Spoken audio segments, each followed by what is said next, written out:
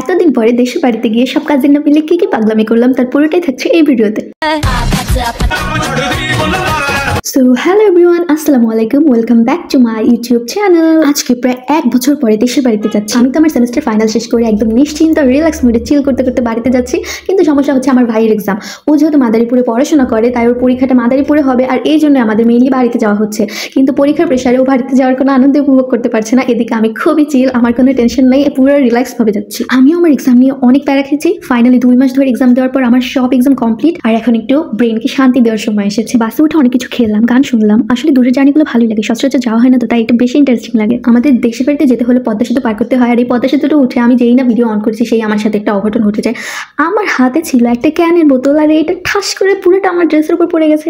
আমার তো খাপনা আসছিল যে আমি বাড়িতেই যাবো না। আমার জুতা প্যান্ট পুরোটা ভিজে গেছে, কিন্তু কিচ্ছু করে নেই, কারণ আমি তো একটা ঢাকা ব্যাক করে চেঞ্জ করতে পারবো না। কিন্তু সব সময় কোথাও যাওয়ার সময় আমার সাথে একটা না একটা খারাপ কিছু এরকম হবে। যাই হোক, ফাইনালি আমরা এতদিন পর সবাই একসাথে।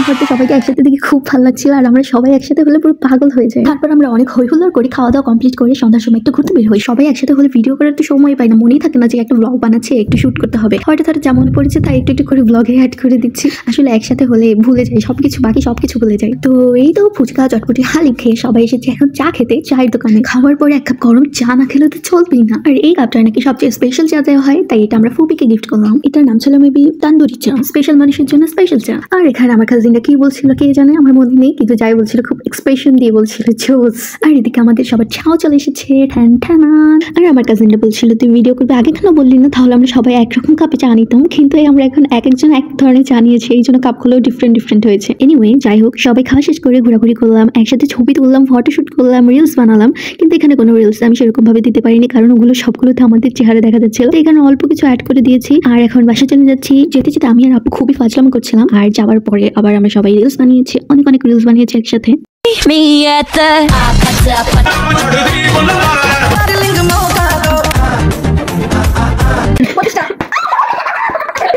আর এটা হচ্ছে আমার একটা কাজিনের মেয়ে, আমার ভাগ্নি। কি করে ও দেখো।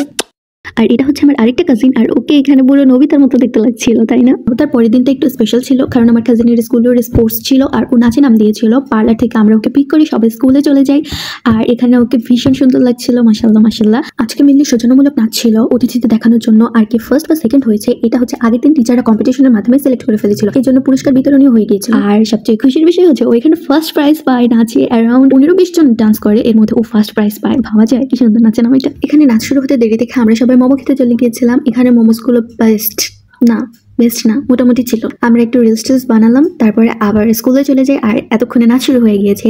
আমার কাজিন হচ্ছে রেড শাড়ি, আর ওর নাচের জন্য আমরা অপেক্ষা করছিলাম।